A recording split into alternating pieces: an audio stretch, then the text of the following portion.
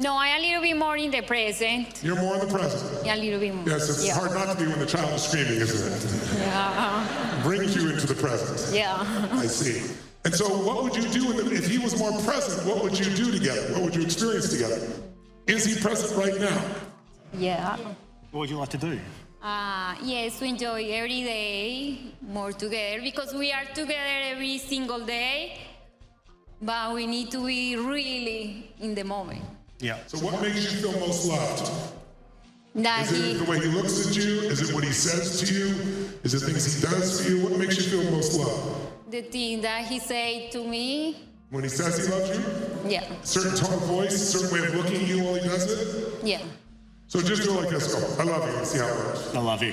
I love you too. Now, do it the way she'll feel it. You're the most important thing in my world, and I love you more than anything. Oh, there we go. That was well done. Let's do it even better. You're a little rushed. Look at her face when I said that. Yeah, because he always rush with everything. No, with everything. I mean, almost everything. You gotta get stuff done. Everything? No, everything. So, this is wonderful. It's opening up lots of seeds. So let me just have you capture something right now. Our experience of life is not life. Our experience of life is what our brain distorts, generalizes, and deletes. We're always generalizing, distorting, and deleting. We don't actually experience life. Otherwise, all of us would have an event and see and feel the exact same thing, and we don't. We see things, feel things differently. There are millions of things going on in this room right now, millions. People moving, breathing, temperatures, smells, sounds, your clothing touching you in different places at different times, your heart beating. There are millions of things you could focus on. If you try to focus on everything, you go crazy. Your conscious mind can only focus on a small number of things. It's usually called plus or minus, 4 to 7 items to give you an idea that your brain can handle. Like if you ever try to drive a stick shift car before you knew how to do it, in the beginning I gotta do this and this, I gotta watch the road too, no way. But eventually, driving the car becomes one chunk of focus because you automate a lot.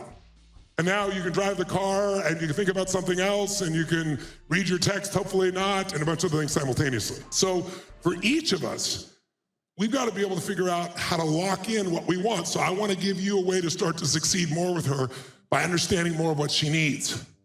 She wants presence, and most men don't know what that is. You did a beautiful job. He was sincere, told her she's the most important thing in life, and it worked. But it was so quick. She wants you to linger. Am I right? Look at her, yeah. And you're not much of a lingerer because you're rushing off to your fears.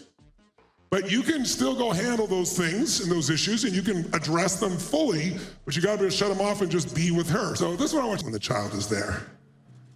When your child is there, does he have your presence? No. So you want him present, but not you, right? Something that doesn't have separation, that isn't about what I'm getting or not getting, or you're not doing, but instead bringing here, then the question is, what does he need from you?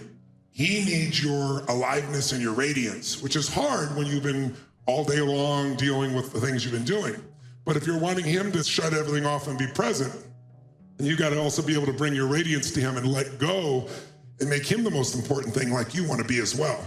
And one of the biggest challenges that's happened in the last 2 decades in cultures and Western culture is most of us have put our kids ahead of our partners.